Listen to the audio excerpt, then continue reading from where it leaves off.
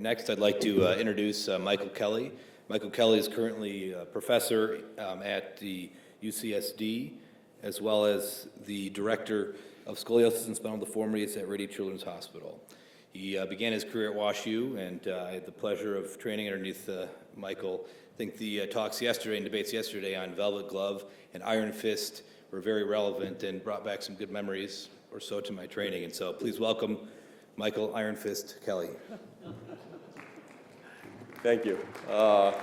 And I'm speaking for the HARMS study group. I'll try to intertwine some ISSG stuff also, as I'm still a member of the ISSG. So HARMS began in 1995 with a small group of surgeons, including Jürgen Harms and Randy Betts.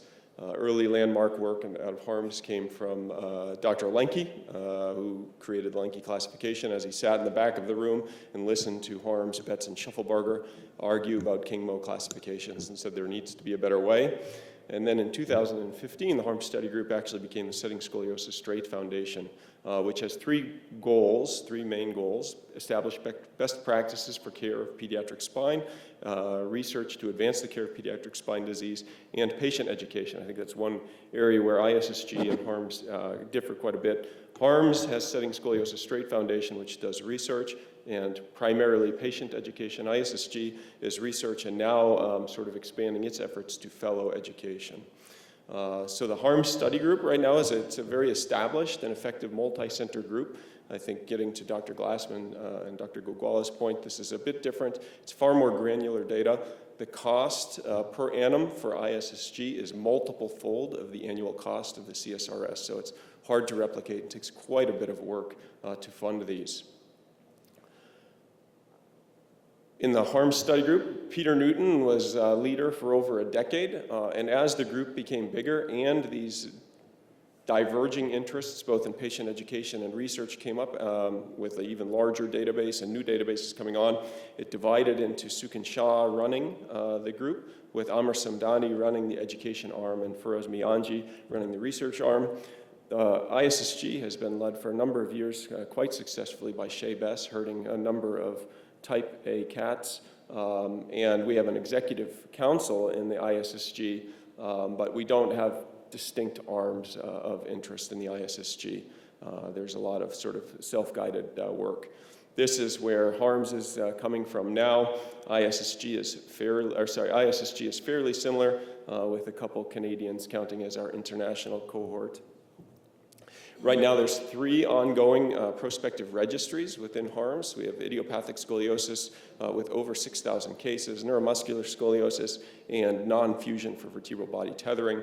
The ISSG currently has a closed outcomes database called the PON. We have a new complex adult deformity database with incredibly granular data. Again, to Dr. Glassman's point, the amount of work that goes into collecting data for one person enrolled in CADS is incredible. The CRF is something like 35 pages long. Lots and lots and lots of data.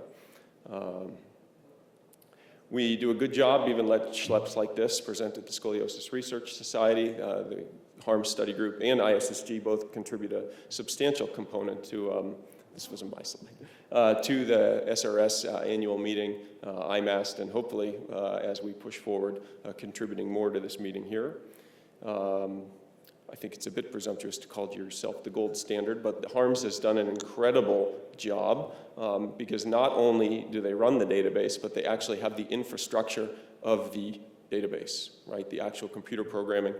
So ISSG has used them, Fox uses them, MIMO uses them, CSSG, and several other pediatric study groups have used the actual infrastructure to track their data in an organized fashion.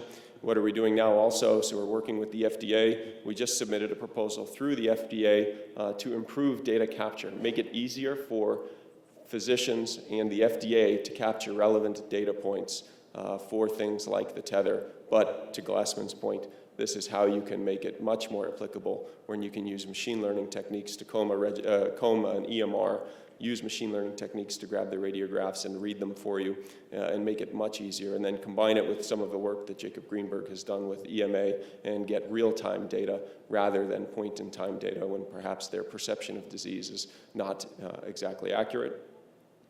We also have a quality improvement registry within HARMS, and we're going to build one for ISSG next. This provides so-called surgeon benchmarking. We are changing it using machine learning. Historically, the benchmarking in this database was your rank against your peers.